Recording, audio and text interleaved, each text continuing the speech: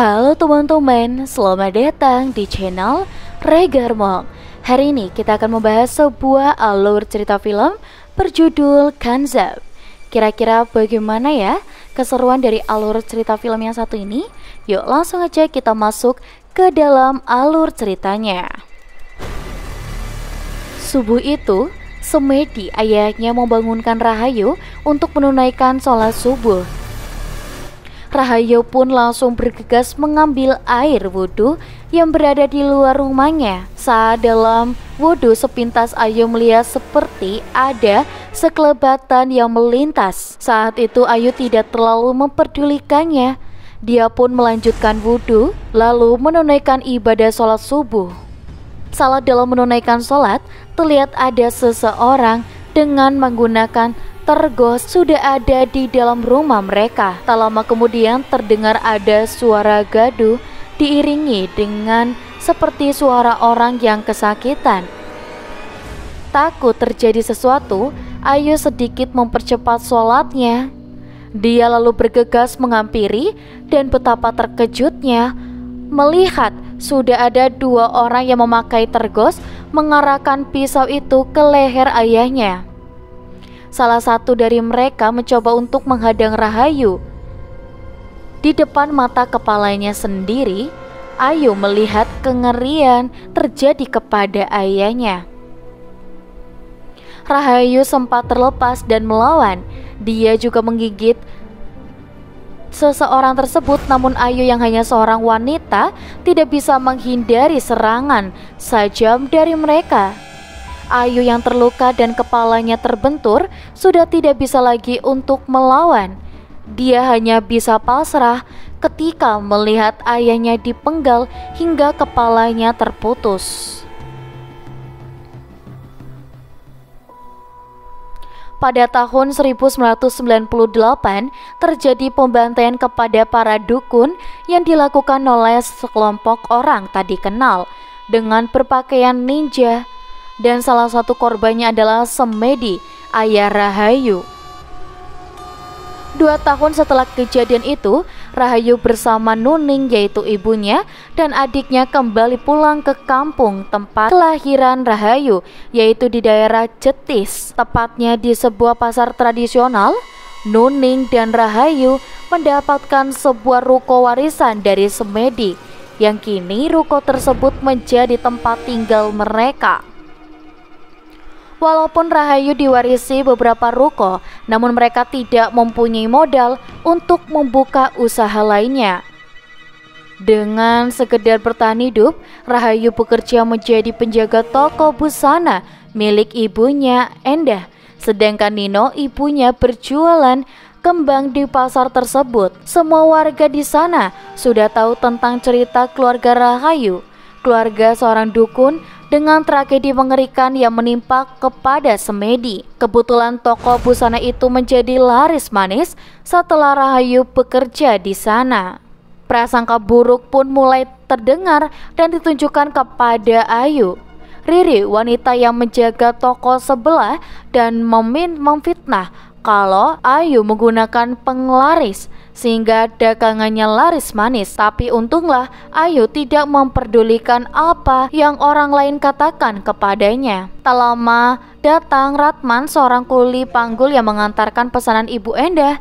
Dari sanalah Ratman mulai ada perasaan suka ketika dia melihat Rahayu. Sesudah Ayu pulang menjaga toko di rumah, ternyata di sana sudah ada tamu, yaitu Pak De Sentot.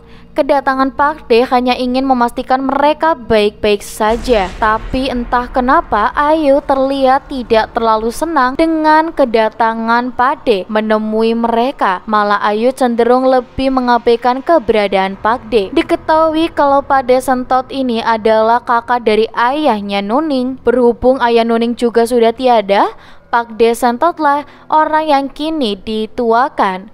Dia juga menawarkan kepada Nuning dan Rahayu untuk tinggal di rumah Pak De saja.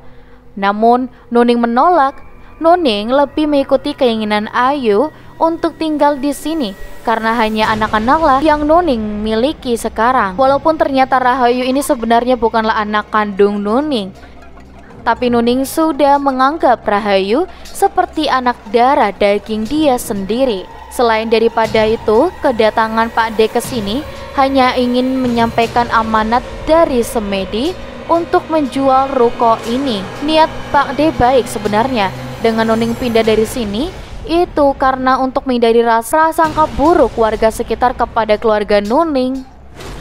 Kalau dilihat di area ruko ini sangat aneh, seperti ruko-ruko yang sudah lama tak pernah ditempati dan jarang ditemukan ada orang yang lalu lalang. Tak jauh dari sana, Ayu mendatangi ruko rumah kediaman Mbah Surwo bermaksud ingin memberikan makanan untuk si Mbah.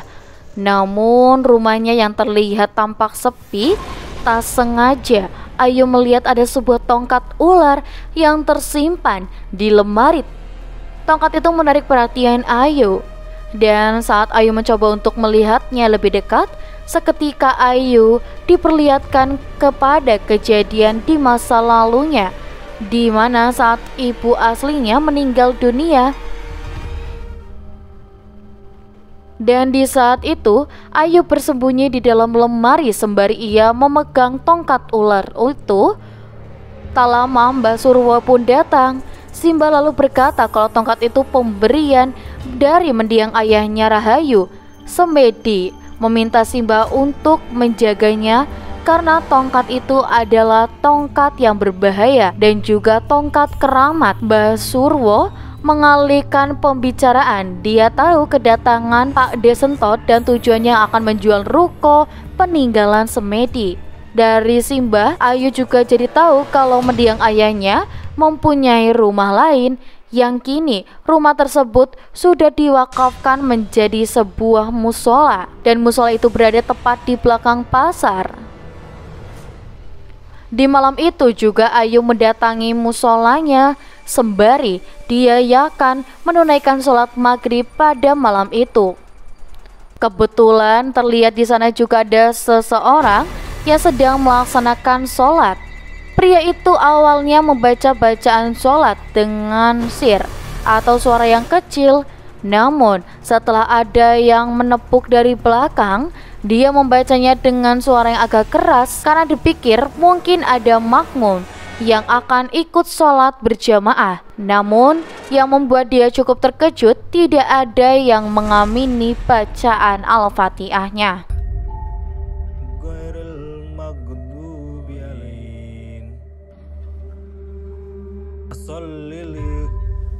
Tak lama kemudian gangguan mulai terjadi ketika lampu musola yang tiba-tiba padam. Lalu terdengar suara riuh kayak ada banyak makmum yang ikut sholat berjamaah. Dengan hati dan pikirannya tidak tenang, dia terus melanjutkan sholatnya sampai dengan selesai. Dan saat dia menoleh ke arah belakang, ternyata dia hanya sendiri. Ayu dikejutkan ketika pria itu berlari terbirit-birit keluar dari musola. Ayu tidak tahu kalau orang itu ketakutan karena mendapati gangguan dari jin. Dia masih akan menunaikan sholat di dalam musola, walaupun pada saat itu auranya memang agak terasa berbeda. Ayu kembali menghidupkan lampu lalu memulai sholatnya.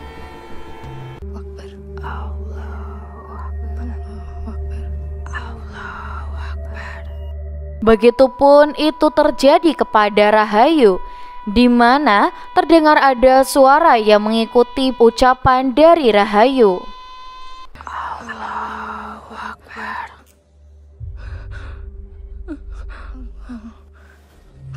Dan terlihat kini sudah banyak makmum yang ikut sholat berjamaah. Walaupun Ayu sudah sangat ketakutan, namun dia berusaha untuk tetap menyelesaikan sholatnya.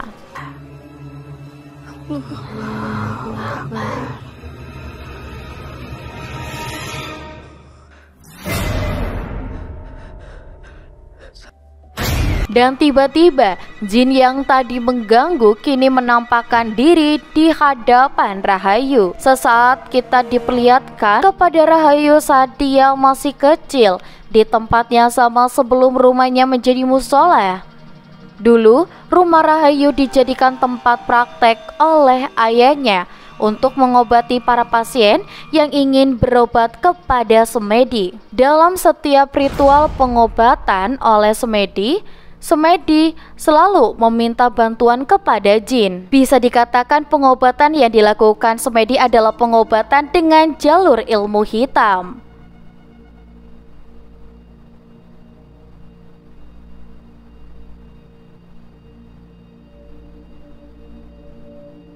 Rahayu sudah tidak tahan lagi dengan ucapan yang sudah terlewat batas.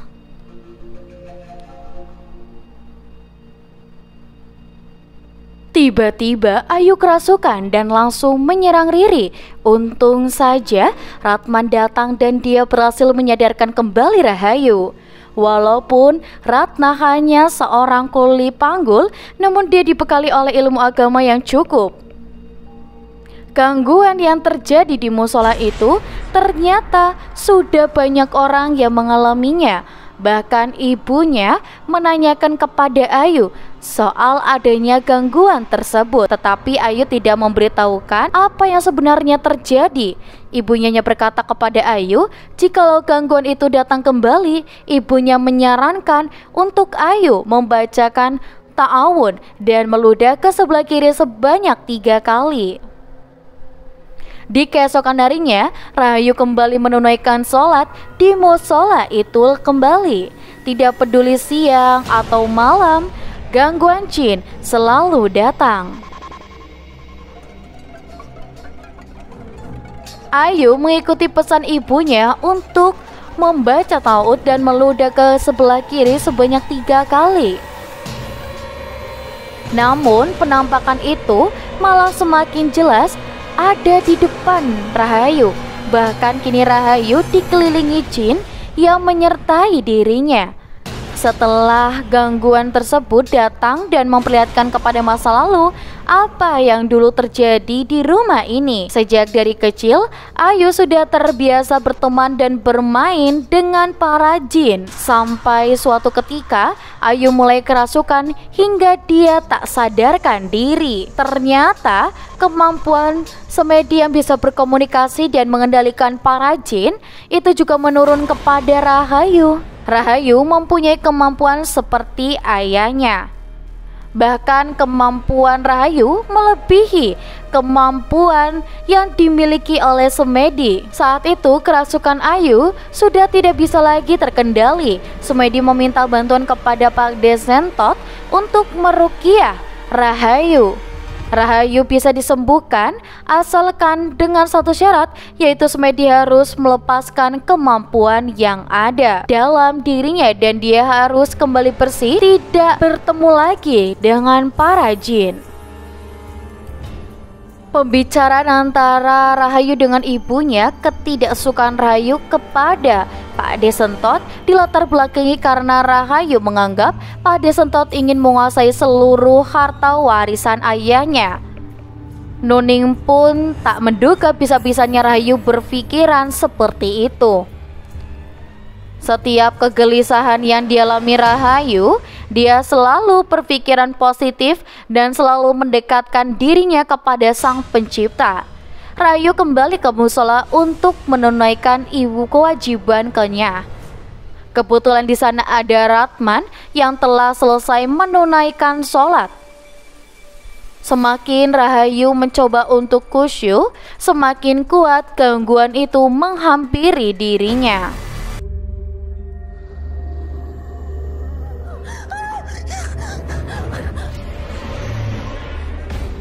Tapi untunglah, lagi-lagi Ratman masih berada di sana dan Ayu tersadar kembali sudah berada di tempatnya Mbah Suro. Simba berkata dengan Ayu membacakan ta'awun dan meludah 3 kali ke kiri, justru itu menjadi kontra. Di lain sisi, Ayu mengundang para jin untuk datang, sementara dia sendiri juga malah yang mengusir para jin itu. Rahayu tidak menyadari akan kemampuan yang dimiliki oleh dirinya sendiri.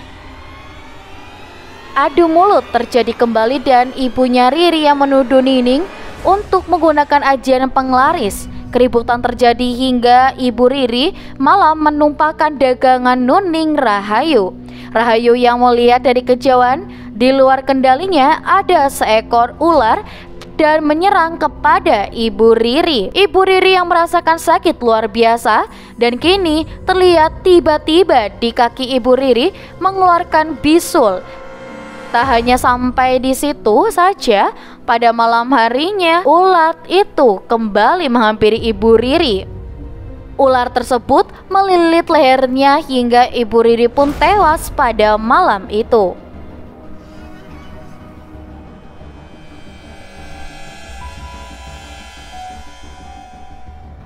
Tentu saja apa yang terjadi kepada ibu Riri membuat gempar para warga. Para warga pun menjadi curiga dan menuduh kalau itu kiriman dari santet yang dilakukan keluarga ibu Nining. Mbah Surwo datang kembali dan mencoba untuk meredam amarah warga. Mbah Surwo sebagai orang yang netral tidak ingin berpihak kemanapun. Dan untuk membuktikan semua itu, di sini Mbah memberikan solusi, yaitu untuk mengadakan sumpah pocong untuk Nuning.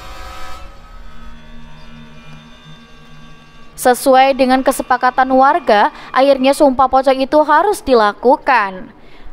Pade Sentot bersama ibu ajak istrinya datang untuk menemui Mbah Surwo. Kedatangan Pade terkait sumpah pocong yang akan dilakukan kepada Nuning.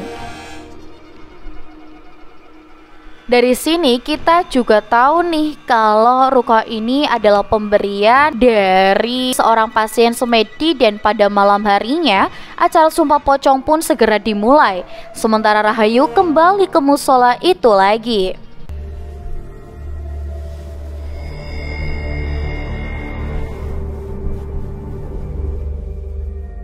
Ikuti kata-kata saya. Allahu Akbar. Saya bersumpah Tidak melakukan santet. tidak melakukan santet. Kalau memang saya melakukannya,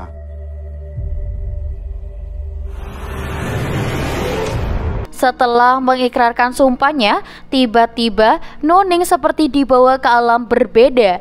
Dia kembali ke rumah semedi terdahulu yang kini menjadi musola. Seperti biasa, setiap sholatnya Rahayu selalu didatangi oleh makhluk dari bangsa jin.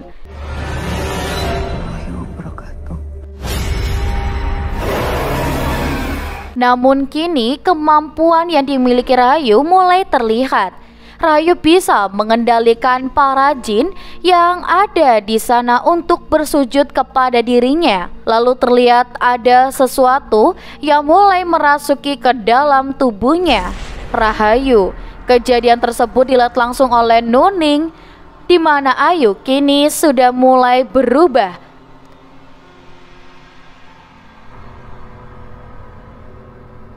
Rahayu masih terpengaruhi oleh omongan Mbah Surwo kalau Pade Sentot ingin menguasai seluruh harta mendiang ayah. Nuning cukup bersabar atas tuduhan dari Rahayu dan sebisa mungkin untuk menjelaskan tujuan pada Pade Sentot ini baik, karena dengan meninggalkan atau menjual ruko ini mereka bisa menghindari dari gangguan para jin. Dan Nuning juga bercerita kalau dia sebenarnya sudah tahu apa yang dilakukan semedi dengan praktek pengobatan itu. Harus diakui memang pengobatan pesugihan dan penglaris yang dilakukan semedi sangat manjur untuk menangani para pasiennya. Namun harus digarisbawahi pengobatan yang dilakukan semedi melalui jalan kemusyrikan, yaitu dibantu oleh para jin, dan itu tidak gratis, akan ada sesuatu hal yang dikorbankan. Saat sumpah pocong itu berlangsung, diperlihatkan kalau para jin itu memburu dirinya. Ternyata para jin mau membantu Semedi karena menjadi ada tumbal atau imbalan, yaitu istri si Semedi yang akan menjadi tumbalnya. Itulah alasan kenapa ibu kandung Rahayu dulu meninggal dengan cara yang aneh. Rahayu lalu bertanya, lantas kenapa Nuning masih selamat sampai dengan sekarang? Nuning menjawab, karena para jin itu tunduk kepada Rahayu, dan ketika Nuning menyebut kata-kata iblis, tiba-tiba Rahayu berubah matanya menjadi menghitam. Di sini alasan kenapa Rahayu menuduh Padenya ingin menguasai harta kekayaan bapaknya, karena pada saat kejadian itu Ayu melihat Pak D berbicara kepada seseorang. Dengan pikiran tersebut yang terluka, Ayu tahu pipi orang itu terluka karena bekas luka gigitan Rahayu. Keadaan semakin memburuk, di mana kini si iblis sudah mulai sering memasuki Ayu. Di dalam mulut Rahayu mengeluarkan seekor ular, di mana ular itu menghampiri Nuning bersama Aji. Nuning tahu kalau itu adalah santet dari si iblis. Nuning yang melihat ular tersebut melilit ke tubuhnya Aji. Di lain sisi, Rahayu tersadar kembali. Dalam penglihatan Nuning, dia sedang melawan ular tersebut.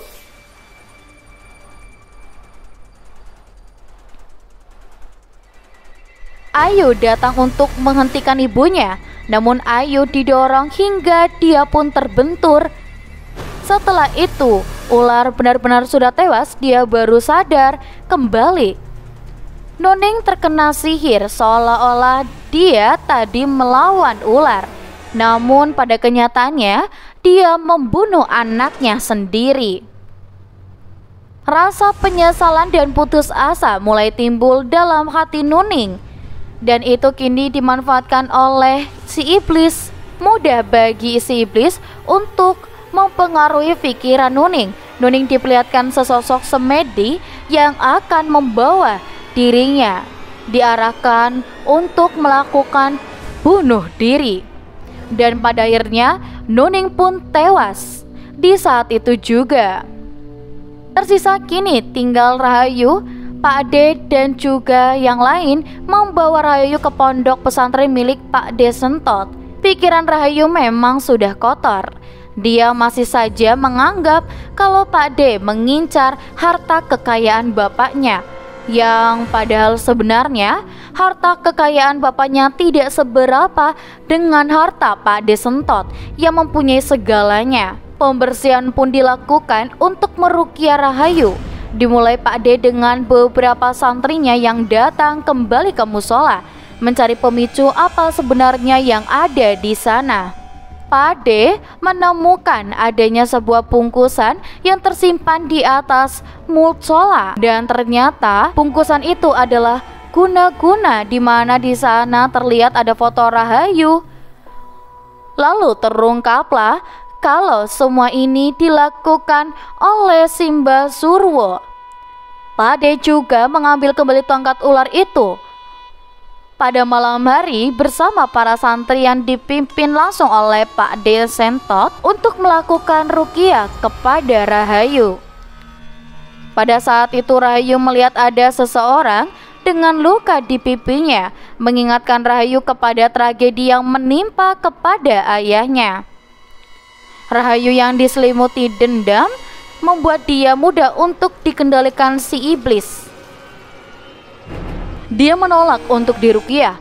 Puncaknya ketika Pak D menganjurkan tongkat ular.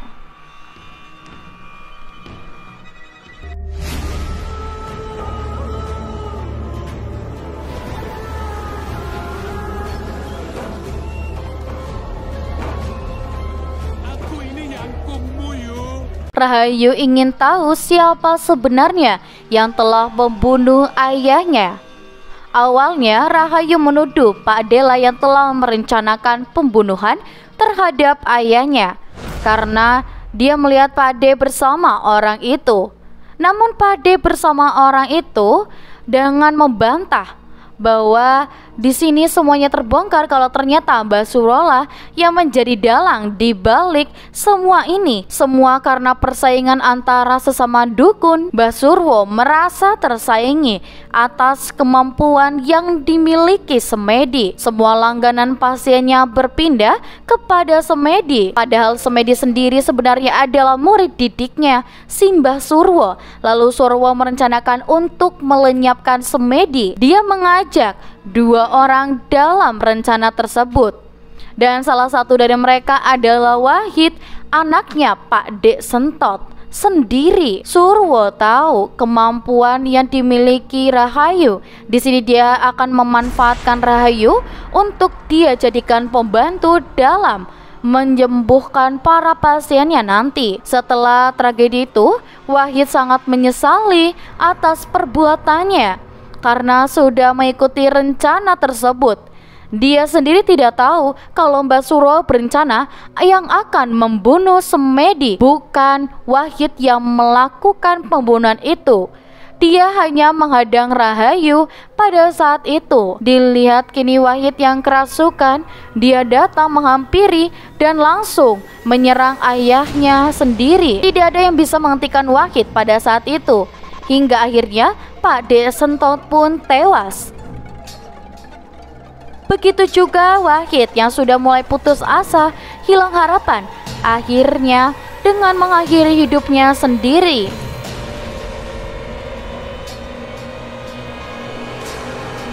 Dan terakhir, iblis yang merasuki Rahayu menyerang kepada Ibu Ajeng. Tapi Ibu Ajeng berhasil menghadang dan membacakan ayat kursi kepada Rahayu. Iblis itu pun keluar dan tak lama Rahayu tersadar kembali. Pada kenyataannya, jin Kansab itu ada. Kansab hanya menggoda manusia saat dalam melakukan sholat. Si iblis menunggangi izinkan Kansab untuk bisa masuk ke dalam tubuhnya Rahayu. Munculnya dendam atas kematian ayahnya lah yang dimanfaatkan oleh si iblis sebagai celah agar si iblis bisa benar-benar menguasai tubuh dan pikiran Rahayu. Semua kemampuan yang dimiliki Rahayu sekarang itu akan menjadi bumerang bagi Rahayu jika Rahayu tidak bisa mengendalikan hawa nafsunya sendiri. Dan film pun berakhir. Nah, bagaimana nih teman-teman untuk alur cerita filmnya? Sebenarnya lumayan menyeramkan ya teman-teman. Apalagi di sini benar-benar horor banget. Dan untuk teman-teman di rumah, kalian jangan lupa ya untuk like, komen, dan juga subscribe channel ini. Kita akan bertemu kembali di video selanjutnya. Sampai jumpa.